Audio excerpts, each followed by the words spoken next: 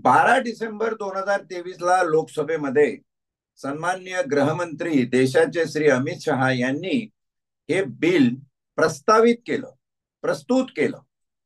20 डिसेंबरला हे बिल लोकसभेमध्ये 2023 साली पारित करण्यात आलं. लगेच दुसऱ्या दिवशी 21 डिसेंबरला हे बिल राज्यसभेमध्ये पारित झालं. 25 डिसेंबर 2023 ला राष्ट्रपतींची सही झाली आणि आज 1 जुलै 2024 ला हे 3 कायदे देशामध्ये लागू करण्यात आले. या तारखांचा मी पाढा एवढ्यासाठी वाचला की डिसेंबर 2023 मध्ये ही प्रक्रिया झाली. त्यामध्ये माझ्या माहितीप्रमाणे संसदेतले 140 खासदार हे निलंबनामध्ये होते.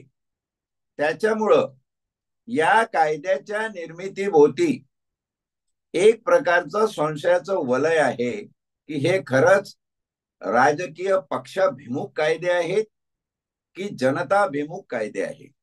आणि हे जनताभिमुख कायदे जर असतील तर इथं या पॉलिसीमध्ये तुमची पारदर्शी शुद्धता किती आहे किती नाही आहे ते आपल्या लक्षात येतं.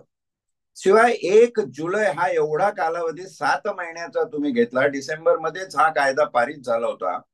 7-8 महिन्याचा कालावधी तुम्ही घेतला कारण असं वाटत होतं की जर देशामध्ये आपलं सरकार निवडून नाही आलं तर काही खरं नाही, पण आलं तर हे लावावं.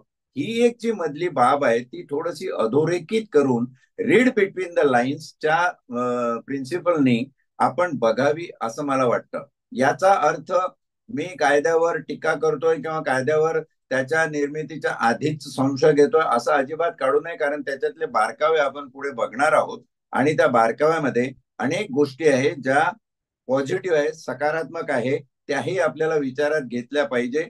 केवळ राजकीय म्हणून एकगल्लीपणाने याचं विश्लेषण करणं हे अशोभनीय ठरेल. जेव्हा मी म्हणालो की कौटुंबिक आणि सगळ्या मानवी अस्तित्वावर याचा परिणाम होतो, याला संहिता म्हणतात. आपल्याला माहित असेल की कोण्या माणसाला जर बोलायचं तर हे जुने कायद्यातली कलमं आपल्या एवढी अंगवळणी पडली होती की सहजगतीने आपण बोला रे तो 420 आहे यार, त्याच्या काय मागे लागतो काय तो हे करतो. श्री 420 नावाचा सिनेमा सुद्धा निघालेला होता या कलमाच्या आकड्यावरून. आज ते सगळं चित्र असं एकाएकी बदलल्याने या सगळ्या संकल्पनांना थोडीशी ठेच नव्हे पण एक घुरळेपणा निश्चितपणाने आलेला आहे.